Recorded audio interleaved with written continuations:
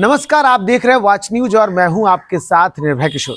बिहार में चुनाव से पहले एसआईआर पर विवाद जारी है और विवादों के बीच चुनाव आयोग पर लगातार आरोप लग रहे हैं एसआईआर प्रक्रिया कराने को लेकर के लापरवाही के लिए, आरोप लग रहे हैं विपक्ष को परेशान करने के लिए और आरोप लग रहे हैं चुनाव आयोग की व्यवस्थाओं को लेकर के। ऐसे में चुनाव आयोग लगातार घिरता जा रहा है। तो नेता प्रतिपक्ष तेजस्वी यादव ने पटना में आज प्रेस कॉन्फ्रेंस करके एक एक करके एसआईआर के मुद्दे पर, चुनाव आयोग की लापरवाही पर और कई गंभीर आरोप भी लगाए। चुनाव आयोग जिस तरीके से अपने काम कर रहा है, इस पर अब सवालिया निशान खड़े हो रहे हैं, तो विपक्ष हमलावर है। तेजस्वी यादव ने आज क्या कुछ कहा है, किस तरीके से आरोप लगाए हैं, एक एक करके तेजस्वी के उन सारे आरोपों से पहले आपको रूबरू कराते हैं। का बात है कि आपके पास 2 ईपीआईसी नंबर है, वो भी 2 अलग अलग विधानसभा क्षेत्रों का।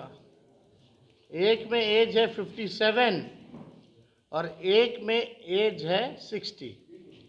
ये ऑनलाइन भी इलेक्शन कमीशन के एप्लीकेशन पर है, आप लोगों ने देखा।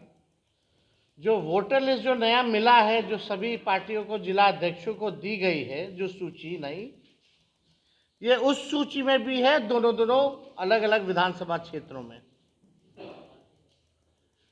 तो अब इसमें कौन फर्जीवाड़ा कर रहा है, कौन नहीं कर रहा है, ये जो है लोगों को अब पता होना चाहिए। अब एक बार वो भी दिखा दो। खेल है। मुख्य निर्वाचन अधिकारी कहते हैं कि सभी राजनीतिक दलों को एएसडी लिस्ट देंगे, जिसमें एब्सेंट, शिफ्टेड, डेड मतदाताओं का विवरण रहेगा। लेकिन जो लिस्ट दी गई है एएसडी, उसमें ना पूरा पता है, ना बूथ संख्या है, ना बूथ का नाम है और ना नाम हटाने का कारण है। सवाल है, जब पारदर्शिता का ढोल पीट रहे हैं तो कारण क्यों छुपा रहे हैं? ये सबसे महत्वपूर्ण बात है। अगर आपने नाम हटाया है तो इसमें ऑनलाइन इसकी सूची क्यों नहीं दी गई? अगर किसी का नाम ड्राफ्ट वोटर लिस्ट से हटा है तो उसका कारण ऑनलाइन उपलब्ध क्यों नहीं है? ये सवाल है। क्या जनता को ये जानने का हक नहीं कि उनका नाम क्यों काटा गया? तो देखा आपने किस तरीके से चुनाव आयोग अब फंसता नजर आ रहा है। विपक्ष चुनाव आयोग पर हावी है, क्योंकि जिस तरीके से प्रक्रियाओं का दौर चला है, चुनाव आयोग भले ही सफाई देता रहा हो या विपक्ष को नोटिस भेजना हो, लेकिन अब डिप्टी सीएम इस मामले में फंस गए तो विपक्ष को एक बड़ा मुहरा मिल चुके हैं।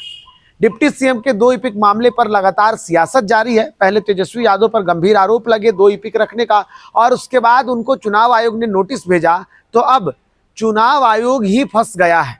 हालांकि नाम कटने को लेकर के जो प्रक्रिया चुनाव आयोग की तरफ से कही गई थी कि पूरी जानकारी सभी राजनीतिक पार्टियों को दे दी गई है, लेकिन राजनीतिक पार्टियों को जो नाम नहीं मिला है या किस कारण से चुनाव आयोग 65 लाख से अधिक नामों को काटने के दावे कर रहा है, उन सारे दावों की अब विपक्ष मांग कर रहा है और उसके बाद सियासत बदलती हुई नजर आ रही है।